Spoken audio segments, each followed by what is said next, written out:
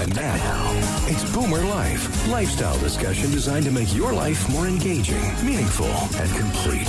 Celebrating the baby boomer generation, this is Boomer Life on CIL 650. I'm tired, waking up tired, waking up tired, yeah, waking up tired.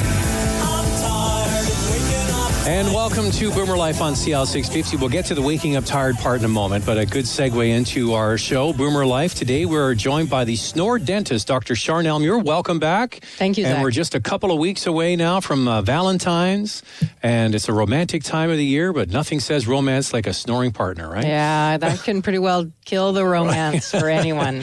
So we're going to talk about the risks of somebody who snores and also affecting, romance, what have you.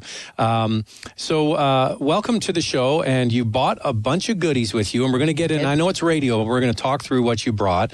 But I think I have to give you accolades again, coming up with the name the Snore Dentist. Thank you. Because it's a great stroke of marketing, because you're kind of explaining what you do just in the sort of tagline there, Snore Dentist. So explain what a snore dentist does for people who maybe haven't put the dots together. So my first degree was in dentistry, graduated 30 years ago from UBC, and then went on to do what's called a diplomat in dental sleep medicine. So I am trained as a dentist, but my practice provides services that treat patients who have snoring and or sleep apnea with oral appliances. So I no longer do root canals and fillings and crowns and all those other good things. I don't have a hygienist or anything like that. I just have a practice that treats patients for their breathing at night. Okay, so do you need to be a dentist to do this sort of thing? Or you have to be, right? Yeah. So your first degree has to be in dentistry. And then you go on and do extra education and training on doing just the dental sleep medicine. And that's different than sleep medicine, which is a physician that specializes in sleep medicine. I'm a dentist that limits my practice just to dental sleep medicine. And because you're putting appliance in someone's mouth that is attaching to their teeth, kind of like a night guard or a retainer, right? That's right. So it fits onto the teeth. They're custom made. We take specialized impressions and bite registrations and that. And those are different than the hockey mouth guards people wear, or night guards they might wear for grinding that their general dentist would give them, or retainers they would wear after braces. These are a specialized appliance that have a degree or a component in which they help the airway stay open. So I'm sure there are people listening to this right now who snore, or being told they snore, or they live with somebody who does snore. And are most people coming to you initially because of the noise and the aggravation of having a snoring partner, or is it because of airway breathing problems? Right. So about half of my patients come to my practice mainly because snoring is disruptive at home. So either it's disrupting someone to the point where they are told, basically, get something done, or they have been told in the past, and maybe they're entering a new relationship, or they want to travel with people or visit kids over Christmas, anything like that. So disruptive snoring can be a leading cause for about half of my patients to come in. The other half come in either because they're tired, or they're sent from their physician, or they're sent because they have tried a different therapy and it's not worked for them. So about half and half. Yeah. Now, most of my patients will have some degree of snoring. Right. So the most patients who have any degree of what's called sleep disrupted breathing or a sleep disordered breathing will have a degree of snoring. Some don't, though. Especially my women. About 20% of women will come in with fatigue without snoring. Yeah. So they'll express their tiredness more like a depression versus thinking they're not breathing at night. Whereas the guys, it's normal for guys to snore, so that's kind of expected. And the biggest issue is that snoring is so common, it's really become almost normal for us to think about, but it's not normal at all.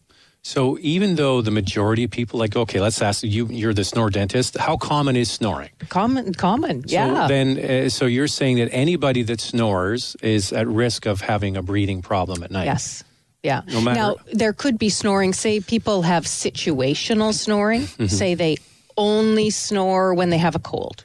Well, that's to be expected. You know, you're plugged up and air's not moving very well, so you might snore during that. Or maybe you only snore if you've had some alcohol in the evening. Well, that would be expected, you know. But for those that become habitual snorers, there's a high likelihood that they're also not getting enough air.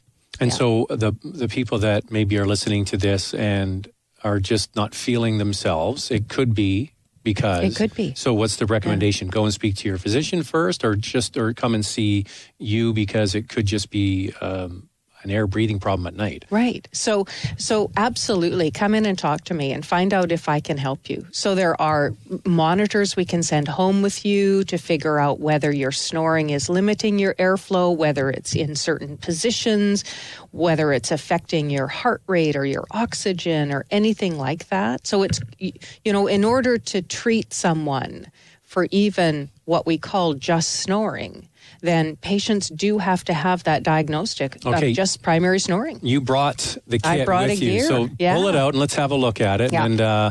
And you keep on pressuring me to get this done because apparently I snore. Well, I've never heard it myself. you do, or at least you've been told you do. Mm-hmm. So the home sleep monitor, I'm going to try and describe it to the listeners. If they're able to go on the website and watch the video, they'll certainly see it as well. But the monitor itself is a simple 3-part device. Mm-hmm. It's simple to wear. You wear it at home. It's not the sexiest and most glamorous thing to wear, but it gets the job done. So the main part of the monitor is a small 2 by 3 inch square monitor that operates 2 batteries in it that we put in for you. And the monitor itself stores all the data. And this monitor itself is on a stretchy belt that you're going to wear around your chest. So you're going to strap it around to your rib cage, right? And you do the Velcro belt up and it stays nice and firm around your rib cage so that at night you don't have it twisting and turning and moving while you're sleeping if you do go side to side. Would not, they wear brassieres, so this is not that different. We're used to wearing elastics around us, so right? men it's a bit different. Now, I always recommend that the monitor chest belt is worn over a T-shirt. Over a T-shirt. Over a T-shirt. Now, it will work. It will work on wearing it on bare skin. Yeah. But it's a Velcro belt. So it's more comfortable. And it's more comfortable over a T-shirt. And over a regular T-shirt, it's not going to affect the results at all. Now, I have had the 24-hour blood pressure cuff. Have you ever had that where you have to sleep with the blood pressure cuff? I'm sure a lot of people have had that test. And it inflates every once in a while. And you're in the middle of the night, it starts going. That's not going to happen here. This doesn't do anything like that. Right. It just sits there. Okay. Right? So it's not... So that goes around your chest, your rib cage, and it's monitoring what? So what this does is it collects the data in the machine part, but the actual belt that's around your rib cage right now has a small gauge on it, and it measures rib cage pressure, expansion. So every time you go to breathe, your rib cage expands and then it contracts, and this picks up how many times you're taking a breath in the night and your rib cage expanding. So that's what that is measuring, is your rib cage expanding when you go to breathe, and how many times. We're speaking with Dr. Charnel Muir, the snore dentist, about snoring, finding out just if you're a snorer or you have some form of sleep apnea or what do you call it? Sleep disordered breathing is the category. Breathing. So we're going through the kit that you give to patients to take home. So the first part is the belt that goes around your rib cage. It's got the monitor in there, and then the elastic band measures your chest going in and out when you breathe. So what other parts are there? So there's 2 other parts. The finger probe, which a lot of people will have experience with if they've been to a hospital. So that's something that monitors your oxygen level? Right. This is going to measure... That doesn't feel like anything, No. So it's going to measure oxygen and heart rate. And it's basically a red fiber optic light that reads through your nail bed, and it picks up the level of oxygen that you're carrying in your blood as well as your heart rate. It's easy to wear. I always recommend you wear it on your non-dominant hand. Okay. Because if you want to get up at night and answer the phone or help the kids if they need to go back to bed or go to the bathroom, you're going to want that dominant hand, and I don't want my machine anywhere near some of that stuff. So any of the three fingers on the non-dominant hand. And we do also recommend that you secure it with a little bit of medical tape that we put in the kit for you. Just secure it to the back of your hand or around your finger, just so that if you do toss and turn a bit at night, it stays in place. And anything else? And then the last part is the nasal cannula. So this, for a lot of people, would look similar to an oxygen tube. That you see people wear in hospital, that's right. yeah, in the movies too. That's right. So it's not blowing oxygen. It's just going to sit there. So right. It's got the two little prongs that fit into your nose, and then you just loop it around your ears and do it up under your chin, and it just records airflow as it's moving through your nose. So the combination of how often you're breathing, how much airflow is going through your nose, and then how much oxygen is in your blood tells you what? Tells us whether or not you have an obstruction or limitation in the airway that's causing a problem. So if you have, you're trying to breathe in and you're not getting the air in, the belt will say, okay, I'm trying to breathe in. But I have no airflow. No airflow, and then a slight delay, and it shows the lack of oxygen. That's right. So what we look for is a lack of airflow for 10 seconds or more. And then we look for a drop in oxygen levels of 3% or more. Okay, now, what about people? Does it show how restless you are through the night as well? Like, right. will you see a pattern? You're in a position, you're not getting the airflow, you keep waking up because your brain says, I need to breathe. And so you've come out, you don't really get into deep sleep. You kind of wake up a bit, you shift around. Does it pick that up too? Yeah, so it's got an accelerometer in it, in the monitor itself, on the chest belt that goes around your rib cage. In that machine, it's going to tell me what position your chest cavity is in. Side sleeper. So side sleep, right, left. It'll show me back sleeping, prone sleeping, and upright. So sleeping on your back, sleeping on your tummy, right, left, or up. So it will tell me what position you're in and how often you change positions. And So you can that- see very restless people So at you night. see people that move all night long. Yes. And you see a correlation between the not breathing, the oxygen level. Yes. Now, we do also ask patients to keep a sleep diary. So in the morning, just let me know how your night was. Let me know whether you were aware of getting up and doing anything at night. So at 2 a.m., I got up to go to the bathroom. At 5 a.m., I let the cat out, whatever those were.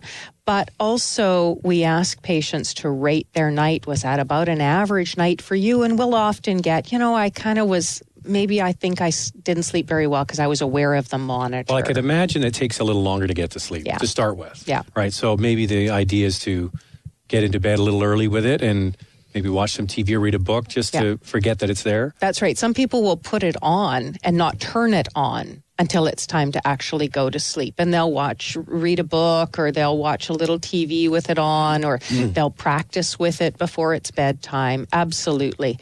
But for those that are tired, it doesn't really matter. They'll fall asleep with it anyway. The ones that say, I sleep really well at night, they don't even know it's there. For some patients that have insomnia, it does give them something else to focus on, and it can be a little troublesome for them. And sometimes we will do a second night for them, but we can always repeat the study if we don't get enough data. Okay, when we come back, we're going to get into the devices, and we'll get into how this is analyzed as well. When we come back, we're speaking with Dr. Charnel Muir, the Snore Dentist. Is also a Sleep Better, Live Better, which is a great tagline as well. But Snore Dentist, I think, is just killer. It's easy to remember. It right? is. And the website is? Snoredentist.ca. See, there you go. Perfect. We'll come back with more right here on CL 650. Celebrating the baby boomer lifestyle. This is Boomer Life on CL 650.